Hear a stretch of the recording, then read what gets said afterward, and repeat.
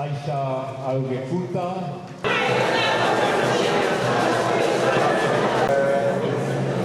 They're in the bedroom. This similar to your shirt. In Nigeria, the way you pass knowledge to the younger generations is you teach your child what you do.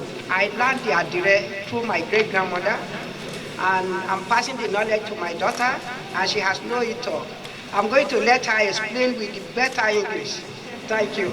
I just want to say you all look incredible seeing yourselves in like this African print. Traditionally, you would pass down the messages to your children. And over time, that's how the knowledge was shared. But I think what this exhibition illustrates is the importance of documenting things for everyone to have access to that information and knowledge. Otherwise, once people stop practicing, it's completely gone. So I would first of all like to thank you for showcasing how to preserve our knowledge and the textiles in such a beautiful way, and also encourage everyone else as well. As we wear our clothes with fabric, we should lean in a little bit more and to find out what it means.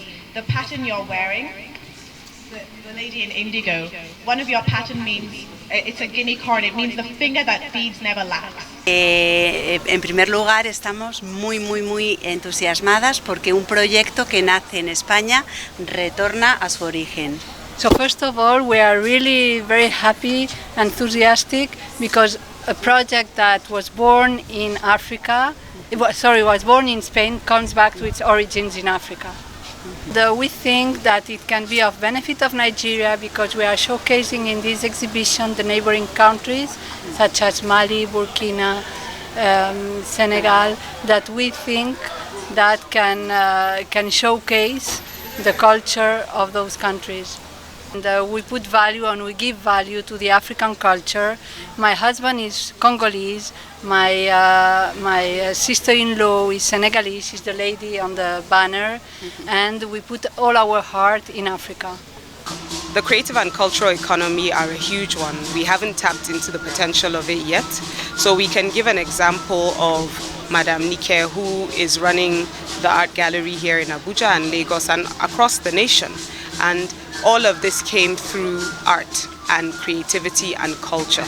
So if you look at the value chain of what she has created as one individual who decided to stick to arts and culture as a means to make ends meet and also as a means of expression, you get to see the value of what arts can do. This is one individual who could make such a huge difference. And this is her as one person. So imagine you have one of each in every state in the nation, for example.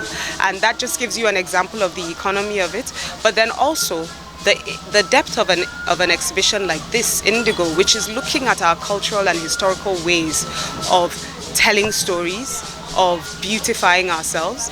But that storyline, that language, there was an example the daughter to Madame Nike gave, telling us about literally telling the story on an outfit someone was wearing.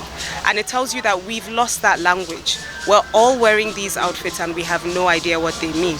So that alone in itself is a way of ensuring that we preserve the culture, we preserve the history.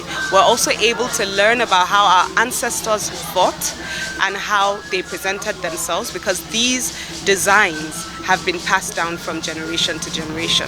So it's cultural preservation, it's building the economy, it's building, it's creating jobs. We are bringing an exhibition on indigo, while indigo comes from here. No? But let me remind you that this exhibition was first shown in the Anthropological National Museum in Madrid. And then we decided to bring it back home here, and to of course add or increase the presence of Nigerian indigos in the exhibition. I'm very happy of our partnership with the Ministry of Arts and Culture and the creative industries, and of course with our host, Mama Nike's gallery here in Abuja, that have made this project possible to show the collection owned by this Spanish association in Spain, to also show the fashion collection that they've prepared. And you know what indigo is a shared